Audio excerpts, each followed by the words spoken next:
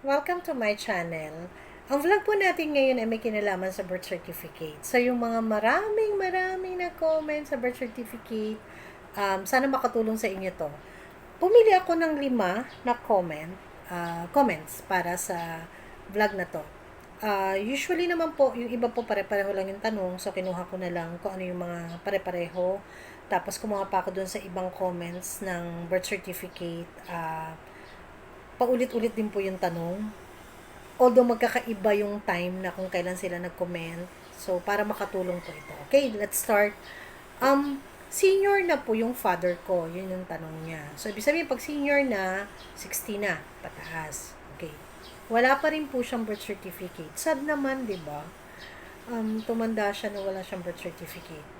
And for all you know, baka meron siyang mga pwedeng makuha sa government using the birth certificate, diba? Tapos pero wala siya. Tapos ngayon 60 na siya or more than. So ano po yung gagawin ko? Okay, ganito na lang po. Para makatulong po ako sa inyo. Saan po ba siya pinanganak? Halimbawa po, pinanganak po siya sa Laguna. Okay. Saan sa Laguna? Okay, hanapin niyo po yung municipal hall. Meron pong local civil registry doon. At sabihin niyo po na siya po ay magpapa-late registry. Okay? So, tutulungan kayo ng mga staff doon o yung mga empleyado na yung mga requirements ay ibigay sa inyo and then i-polish nyo po yon, gawin nyo po, and then ibalik nyo po si tatay doon. Kasi may fill out pa rin doon na form. Kasi para po makomplete yung BC niya. Okay, so yung mga yun po, kailangan po. May mga requirements po doon na may kinalaman sa legality which is ang makakatulong sa inyo ay ang lawyer. So, doon naman po inside the municipality, meron din naman po mga lawyers doon na pwede makatulong sa inyo sa mga kung kailangan hanapan kayo ng mga affidavit. Okay? So, yun po. Sayang sana makuhaan nyo na siya. Kasi birihin mo sa 60 years ng buhay niya, wala siyang identity. Diba? Kasi wala siyang birth certificate. Nakakalungkot, pero sana bata pa siya na asikaso na to. At paano siya nakasal? Diba? Kasi anak ka na. So, paano siya nakasal? Paano kung nung pumasok siya? Paano? Nung nagtrabaho siya? Paano? O pumasok siya sa eskwelahan or nagtrabaho siya? Paano? Anong ginamit niya, di ba? Although siguro nung time na yun, hindi pa ganun kahigpit, hindi pa hinahanap, pero sayang naman.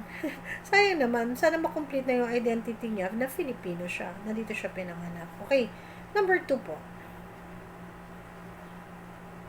Magre-request po ang anak ko. Nagre-request po ang anak ko na nasa abroad para sa birth certificate niya. Kaso wala nga po siya dito sa Pilipinas. Paano po ang gagawin ko? Okay.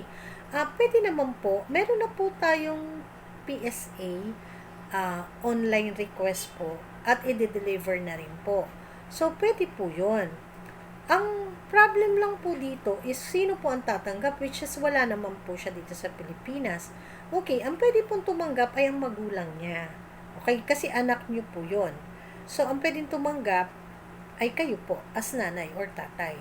So, abangan niyo po yon. Kasi usually po ang PSA delivery or an online delivery, which is 3 to 5 days ata yun.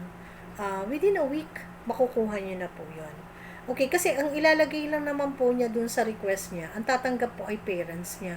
Ilalagay nga po din yung name, kaano-ano niya yung tatanggap, address, phone number ng tatanggap. So, may mga complete info po doon na kailangan niyo kumpletuhin para ma-requestan niyo po siya. Okay, actually, pwede rin naman po na kayo na rin ang mag-request. Alam niyo naman po lahat ng info niya, pwede rin naman po yun. Tapos, kayo po ang kayo po mismo ang tatanggap. Okay? Okay, number 3. Sa birth certificate po ba, sino po, ito nga yung dinidiscuss ko kanina, sino po ang pwede mag-receive kung PSA delivery? Okay, ganito po kung single po yung anak nyo, ang nanay, tatay, pwedeng mag-receive. Okay, birth certificate po yung pinag-uusapan natin. Okay. Kung ang siya naman po ay married, pwede po ang kanyang asawa na lalaki or asawa na babae or anak. Okay, yun po yung proseso. I-discuss ko sa inyo yung Senomar later kasi iba po ang magre-receive. Okay, pero we're talking about birth certificate pa lang po. So, yun po pag single, pwede po ang parents. Okay, pag married po, ang asawa at yung anak. Pwede rin po. As long as they are 18 years old and above po, yung sa mga sons and daughters. Okay. Ito pa po, isa pa po. Meron pong correction sa birth certificate ko, pero hindi po niya sinabi kung anong correction yon. Saan po unang pupunta? Kung maalala niyo po yung vlog ko earlier, meron po sa RA 9048 po, na ang correction po ay pwedeng gawin na sa local civil registry. Okay, yung misspelling ng name, 'di ba? Misspelling ng date ng kanyang kapanganakan. Yung date po, yung araw po, hindi yung year. Okay? Tapos, meron pa pong dalawa, 'di ba? Tingnan niyo po yung vlog ko earlier. So, LCR po 'yon. Pero meron po na hindi po LCR, which is court. 'Yon. So, pwede niyo pong balikan yung vlog ko po. Okay, eto pa. Ang problema ko po, ang alam ko pong pangalan ko sa birth certificate ay Maria na M.A. Point. M.A. Tuldok. Nung nakita ko po ang birth certificate ko, nung kinuha ko siya, ang nakaregister po ay Maria na buo. So, ayan. Yan po yung mga problema natin. Pero pa po ako isa na-encounter yung ka-office mate ko. Ang alam niya Mary siya. Mary. Nung nakita niya, Mary, the two name siya pero Mary yung unahan. Nung nakita niya birth certificate niya, hindi siya Mary, Maria siya. So, di ba, kung iisipin mo, confusing pa rin.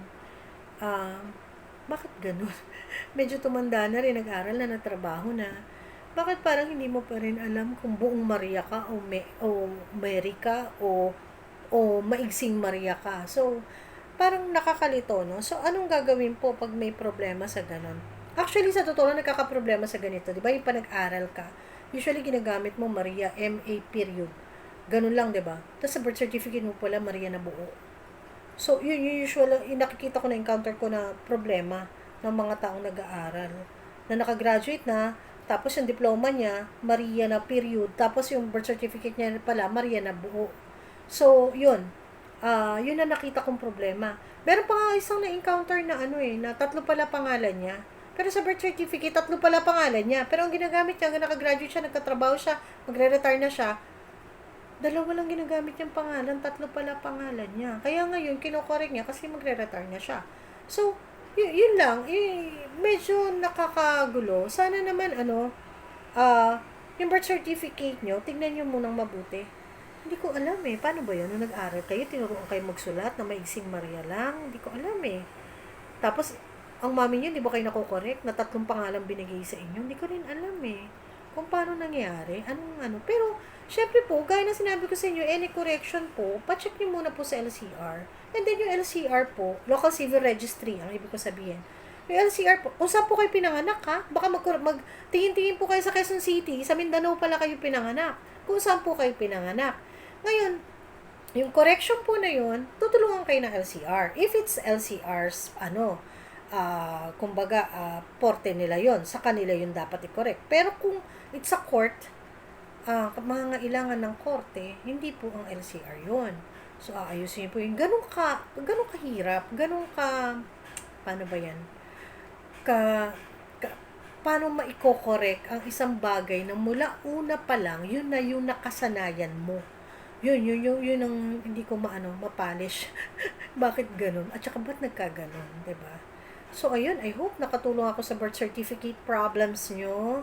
At sana may ayos naman yung mga nagtanong. Sana may ayos lahat, no? Para maging maayos naman. Kasi if you're going to marry, syempre po, birth certificate is one of the requirements. 'Di ba? If you're going abroad, nag-apply kayo ng trabaho. Ano pa ba?